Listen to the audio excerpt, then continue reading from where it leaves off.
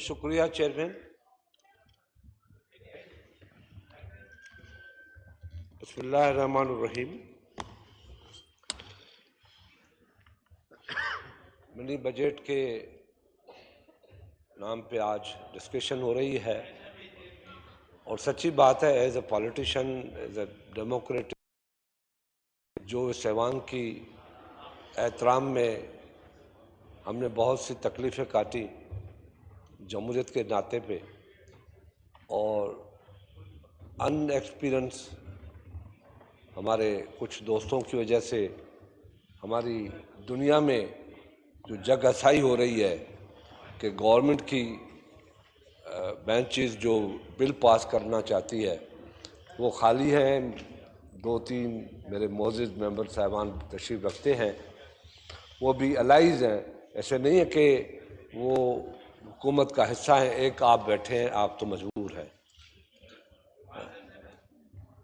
دوسرے ایک خان صاحب ہمارے فاٹا سے ہیں, پرانے دوست ہیں, کبھی ہمارے ساتھ ادھر ہی بیٹھتے تھے, آج بھی ادھر ہی بیٹھ رہے ہیں. تو ماشاءاللہ یہ ایوان ہے اور شکایتیں بھی ہم کرتے ہیں, سنتے بھی ہم ہیں. تو آج اس موقع پہ بات کرنے کا موقع مل رہا ہے اور بہت اچھی تقریریں ہوئیں. اور میرے آنریبل ممبر پٹیل نے کہا کہ اگر اتنی تیزی سے معیشت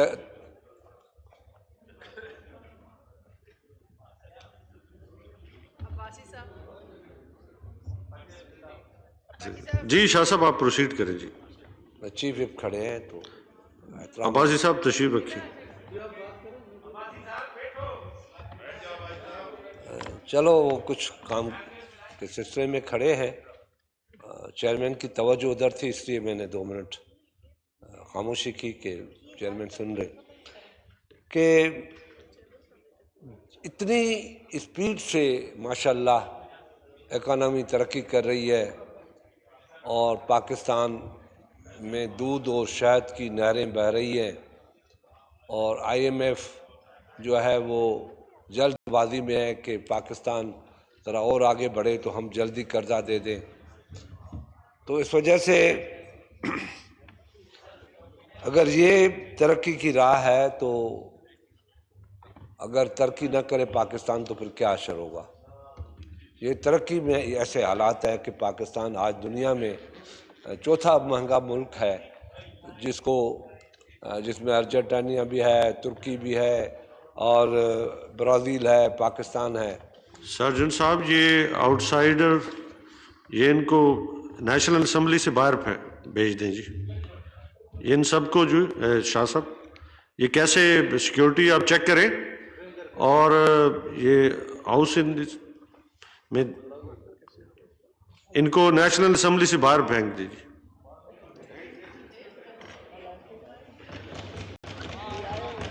مسٹر اسپیکر, میں کوئی ایسی بات نہ کروں گا کہ جس پہ کوئی ذاتیات ہو یا کوئی ڈائریکٹ تنقید ہو.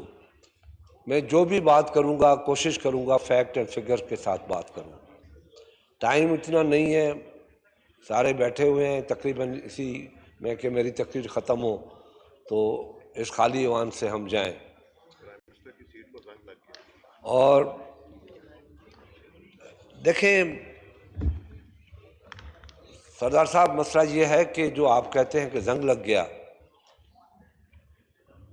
اگر کوئی الیکٹڈ نمائندہ ریئل ہو, آپ کہتے بھی خود ہو اور شکایت بھی خود کرتے ہو, یہ بہت بڑی زیادتی ہے آپ کی.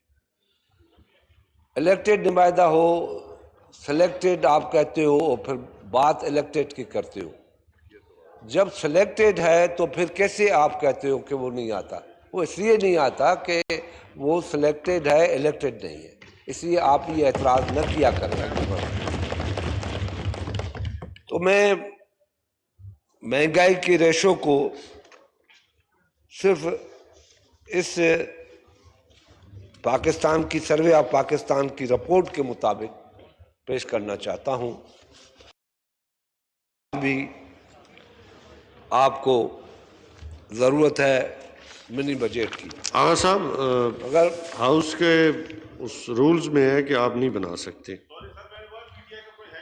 جو بھی ہے آپ بے شک، لیکن آپ بنا نہیں سکتے. آپ آنریبل ممبر ہیں میرے لیے.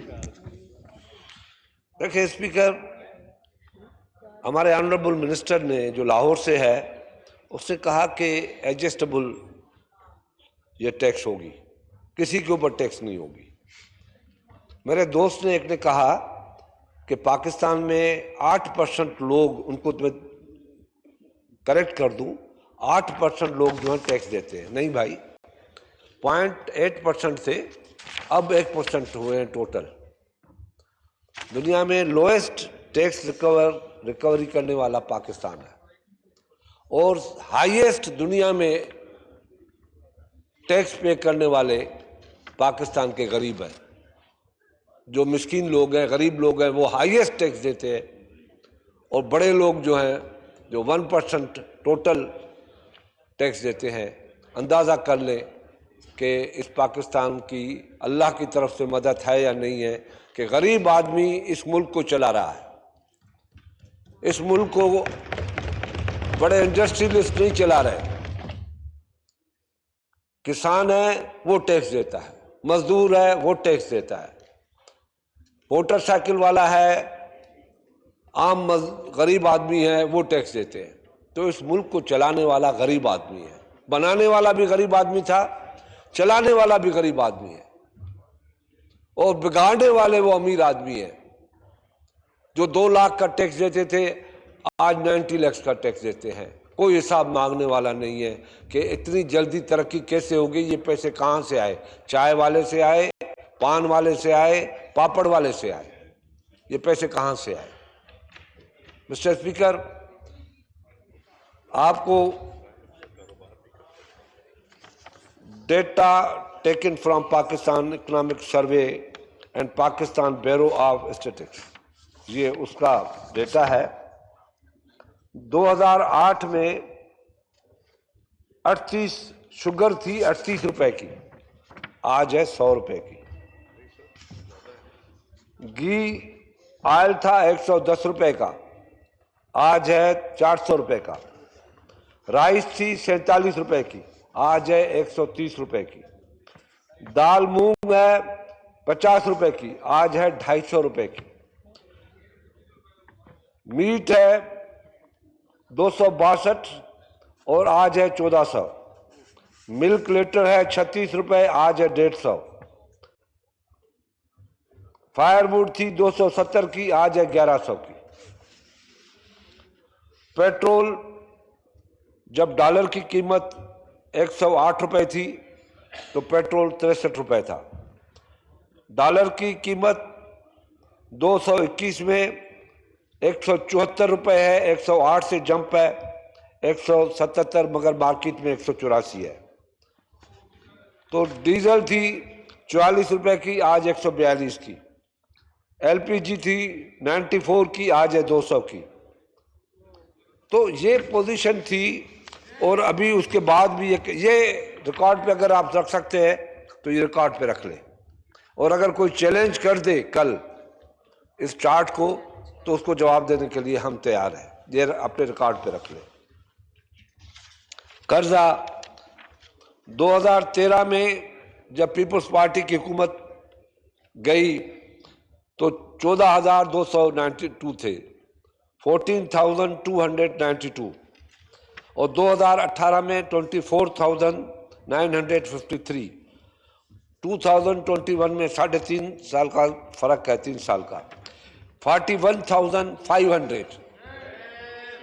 اور مجھے یہ تھیوری یا تھاٹس یا نہیں آتی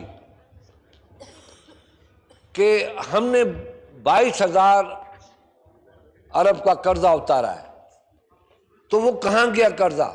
جو اتارا ہے تو وہ اس سے شارٹ کرے، مائنس کرے. اگر یہ فگر غلط ہے تو اس کو چیلنج کیا جائے.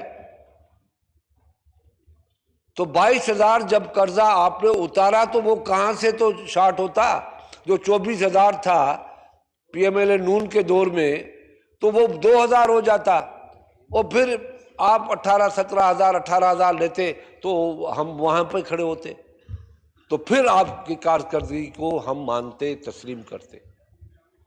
مسٹر اسپیکر، 1700 چیزوں پہ آپ نے ٹیکس لگایا ہے اور کہتے ہیں ہم نے ٹیکس نہیں لگایا۔ دنیا کا سب سے بڑا غلط بیانی، میں جھوٹ نہیں کہتا کیونکہ جھوٹ جو ہے غیر پارلیمنٹری لفظ ہے، غلط بیانی سے کام لینے والا یہ اس سے بڑھ کر کوئی اور بات نہیں ہوگی کہ ہم ٹیکس نہیں لگا رہے۔ 340 ارب کا ٹیکس لگ رہا ہے۔ جیسے میں نے شروع میں کہا کہ ایڈجسٹیبل کیسے کریں گے؟ موبائل فون لیتا ہے، جیسے ہمارے پٹیل صاحب نے کہا، وہ جو کارڈ پہ یا موبائل پہ ٹیکس دے گا وہ ٹیکس پہ ہولڈر ہی نہیں ہے، تو کس طریقے سے ایڈجسٹ کر کے آپ ان کو وہ واپس کریں گے؟ یہ کس دنیا میں رہتے ہیں؟ کس کو بیوقوف بناتے ہیں؟ تو مسٹر اسپیکر یہ چیزیں دیکھنی چاہیے۔ میں مختصر ٹائم لیتا ہوں، مگر کیونکہ میرے بھائیوں نے ابھی بات کی سندھ کے لیے، دیکھیں جی سندھ کے میں آپ رہتے ہیں، کراچی سندھ کا حصہ ہے، کراچی سندھ ہے، آپ کے حقوق اور ہم سب کے حقوق ایک ہے۔ ہمیں ایک ہو کے اپنے حق لینے چاہیے۔ جو ہمارا رائٹ ہے، جو کانسٹیٹیوشنل رائٹ ہے، گیس پہ رائٹ ہے، پانی پہ رائٹ ہے ہمارا۔ سندھ میں، کراچی میں، سندھ میں جو باہر سے لوگ آتے ہیں وہ بھی پانی پیتے ہیں، تو ان کا رائٹ لے کے ہم ساتھ ہوں گے تو وہ رائٹ لے سکتے ہیں۔ ہم اگر ہر حکومت میں شامل ہوں گے تو وہ حق نہیں ملے گا، ہمیں بھیک ملیں گی، اس کو بھیک کہا جاتا ہے۔ ایک طرف آپ کہتے ہیں کہ آپ کو بتایا نہیں گیا ہے، دوسری طرف آپ بڑے جذباتی ہیں۔ مسٹر اسپیکر، لوکل باڈیز کی بات کی، لوکل باڈیز کے جو میئر تھے ابھی ایم کیو ایم کے، بڑی عزت و احترام کے ساتھ میں بات کرنا چاہتا ہوں۔ ہمارے دوست ہے یہ، 88 سے لے کے ہمارے دوست ہے یہ۔ میئر کہتا تھا کہ واٹر اینڈ سیوریج میرے پاس ہے نہیں، اب تو ان کو دیا گیا ہے، ٹاؤنز کو دیا گیا ہے، اور ویسٹ مینجمنٹ میرے پاس نہیں ہے، اب تو ٹاؤنز کو دیا گیا ہے۔ یہاں تک کہ ٹاؤنز کو پولیس کو جواب دہ بنایا گیا ہے کہ یہ جو ہے پولیس جواب دہ ہوگی ٹاؤن کے چیئرمین کو۔ آج بھی احتجاج چل رہا ہے، وہ احتجاج خیبر پختونخوا میں کیوں نہیں ہے؟ کیوں نہیں خیبر پختونخوا میں یہ احتجاج ہو رہا ہے کہ جب حکومت الیکشن ہار گئی تو سارے قانون کو چینج کر دیا؟ وہاں احتجاج نہیں ہوتا۔ جہاں آپ کو اختیارات مل رہے ہیں، وہ بھی اختیارات ہم نے بات کر کے دیے گئے ہیں، وہاں احتجاج ہے۔ گفت و شنود کے ساتھ یہ ساری چیزیں طے ہوتی ہے۔ یہ پیپلز پارٹی ہے، یہ جمہوری پارٹی ہے، ڈائلاگ پہ یقین رکھتے ہیں۔ ہم ایسی جماعتیں نہیں ہیں جو ایک دم جنم لیتی ہیں اور پھر میدان میں آ جاتی ہیں، مگر ہم نے اس جمہوریت کی خاطر، اس ڈیموکریسی کے خاطر اپنی جانیں دی ہیں، اس پارلیمنٹ کے خاطر ہم نے اپنی جانیں دی ہیں، سزائیں کاٹی ہیں، کوڑے کھائے ہیں۔ تو ہم تو اس جمہوریت کو سے کبھی بھی کمپرومائز نہیں کریں گے کہ جمہوریت کو کوئی اس طریقے سے برباد کر دے۔ تو مسٹر چیئرمین کہتے ہیں کہ آئے ہمارے ساتھ کھڑے ہو جائے، چھوڑے وزراتوں کو۔ یہ وزراتیں آنی جانی چیزیں ہیں، اقتدار آنی جانی چیزیں ہیں، ساری زندگی آپ کو رہنا ہے، ہم سب کو رہنا ہے، پاکستان میں رہنا ہے، اپنے اپنے صوبے میں رہنا ہے، ان کے حقوق لینے ہیں۔ اس طریقے سے تو اگر ہم لڑتے رہیں گے تو ان کے غریبوں کے حقوق، اتنی بڑی مہنگائی ہو۔ میں نے آپ کو بتا دیا، میں نے آپ کو ایک ایک چیز بتا دی۔ میں نے آپ کو بکرے کے گوشت کو بتایا، جیسے 1800 روپے کا ہو گیا ہے، آٹا بتایا، گھی بتایا۔ اب اس کے لیے بھی آپ آواز نہیں اٹھاؤ گے، اپنے غریب ریڑھی والے غریبوں کے لیے بھی اگر آپ لوگ آواز نہیں اٹھاؤ گے، آپ لوگ حکومت کی وجہ سے، وزراتوں کی وجہ سے، ٹریزری بنچز میں بیٹھنے کی وجہ سے اگر آپ اپنے لوگوں کے لیے آواز نہیں اٹھاؤ گے تو وہ کل آپ کو پی ٹی آئی کے ساتھ کھڑا کریں گے. جو حشر پی ٹی آئی کا کراچی میں ہوگا وہ حشر آپ کا بھی ہو جائے گا. ابھی تو 7 سیٹیں لی ہیں، اگر اسی حالت میں کھڑے رہے تو 7 کے بجائے 1 سیٹ بھی آپ کو بڑی مشکل ملے گی، کیونکہ وہ لوگ کہیں گے کہ آپ لوگوں نے جب ہم پہ ظلم ڈھایا جا رہا تھا. شاہ صاحب وائنڈ اپ پلیز جی.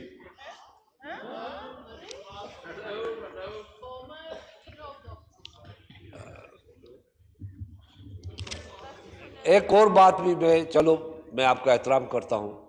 ایجوکیشن کی بات ہوئی، یہاں پہ میں آپ کو یہ بھی ضرور لیٹر دے رہا ہوں.